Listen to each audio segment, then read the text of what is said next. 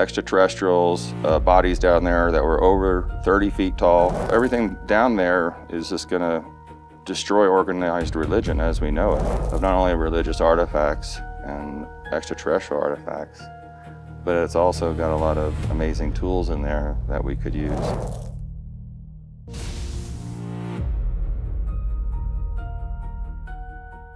One of the things that I'm curious about, we have the crash site in Antarctica, very massive mothership there. Yes. That we've been studying for how long? 24 years. And we have some kind of connection between that wreckage and the underground civilization that you described in Ecuador. Yeah. Which you said is actually started maybe as a craft, but then it got built out or something? The energy of the craft must have stimulated, must have had also organisms on it or bacteria, because it changed the inside of the cavern into a different atmosphere even. And the creatures that are down there and the plant life and stuff is completely different, than the surface. And they have taken creatures out of there, brought them to the surface, and they instantly died. Can you breathe the air without an apparatus? Yes, it's the cleanest air. I mean, it felt great down there, actually. Now, another thing that has all kinds of light bulbs popping off in my head is that the oldest of the Antarctica wreckage that I've heard about from more than one source is apparently 33 feet tall giants. Yes. Have you heard anything like that? Yes, I've heard about that. Okay, what did you hear specifically? That there was a lot of other sarcophagi and a lot of other extraterrestrials, bodies down there that were over 30 feet tall. One of the amazing things that we found at this other place was a 33-foot being inside a sarcophagi in a state of stasis. Really? So, this is kind of a pre-Adamite type being, we believe. And of course, the pyramids are nearby. The empty block cube rooms are nearby. The white, 5 acres of white powdered gold is nearby.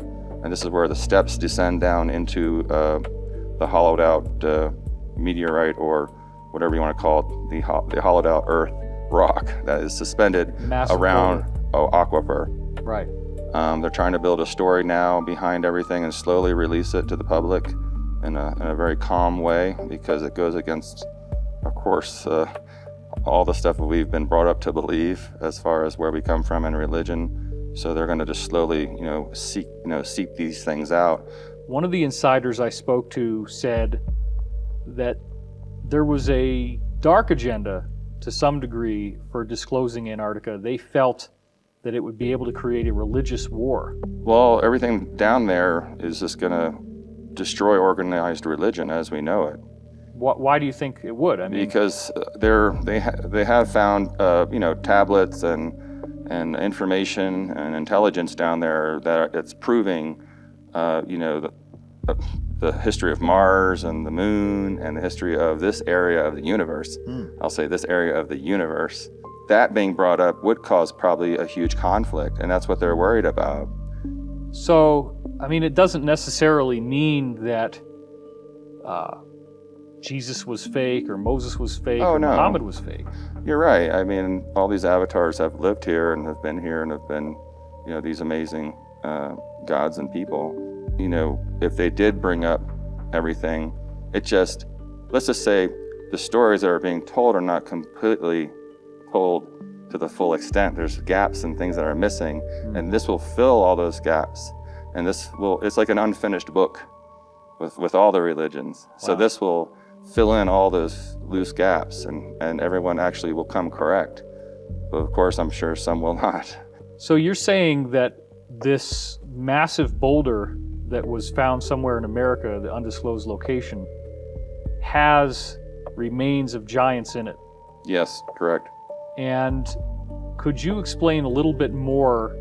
You mentioned armor, you mentioned skeletons. Yeah, a lot of skeletons and armor, lots of gold and silver and the old medieval type treasure stuff, you would find. Lots of coins, lots of pots full of coins. But I thought I also heard you say that you felt like the entire interior of the egg was also stuffed with white gold. Yeah, there's about 5 acres that we determined of powdered white gold in there in a separate section. Oh, so it's not like the whole entire egg is filled with white gold. No, it's just one small section. Cavities that people could use and walk around in. Yes, Yes. Now, you were describing this very strange idea, something about this light that gold emanates that seems to penetrate matter and can be detected by certain people who maybe are psychic. Is it like remote viewing? Well, no, it's not like remote viewing. They actually have different cones in their eyes and that can see many different wavelengths of blue and gray light. For some reason, they can look across the ocean and see a place that has a large amount of gold. Unlike, how our treasure hunters today, we don't have that capability. But these treasures that are the most amazing, unfortunately, are on land, below the land, inland. So it's a different type of treasure hunting now. I want to go out on a limb here Yeah. and ask you this.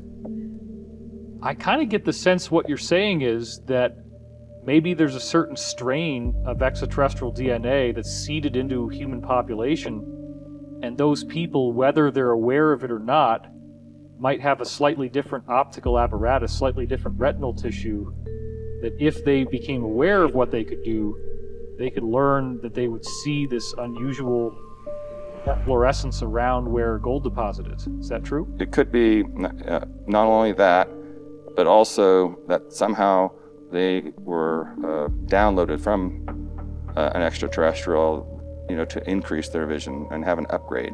We call them upgrades. What's interesting is inside that cavern is also some other things that we have found that shows the lineage from where everyone came from.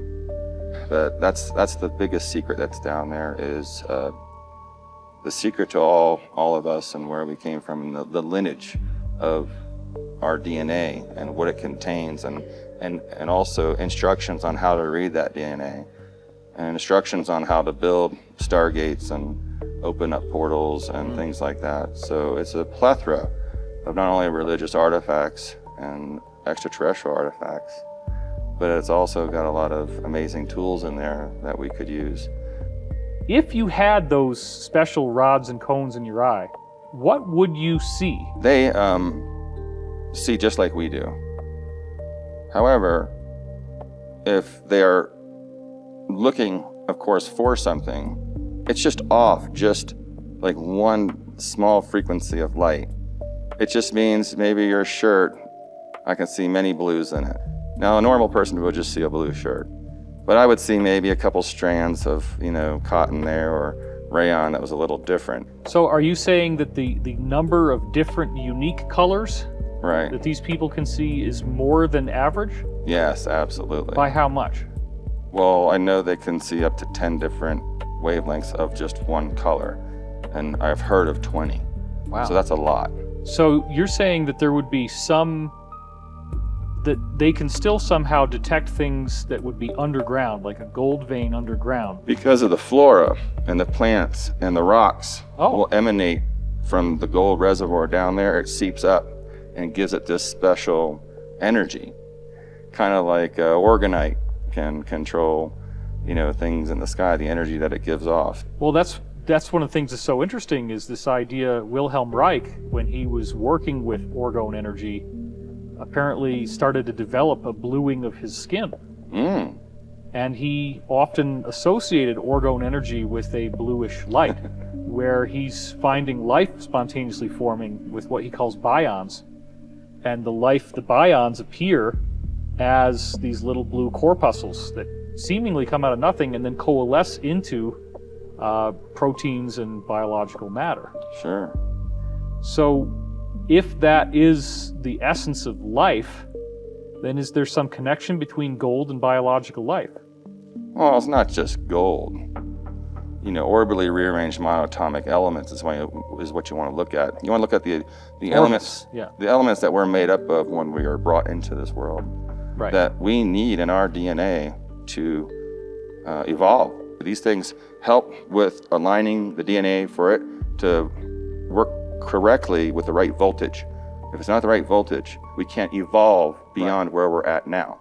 If you enjoyed this, make sure to watch the next video on Awaken Zone. Don't forget to subscribe and hit the notification bell, but you won't want to miss what's coming next.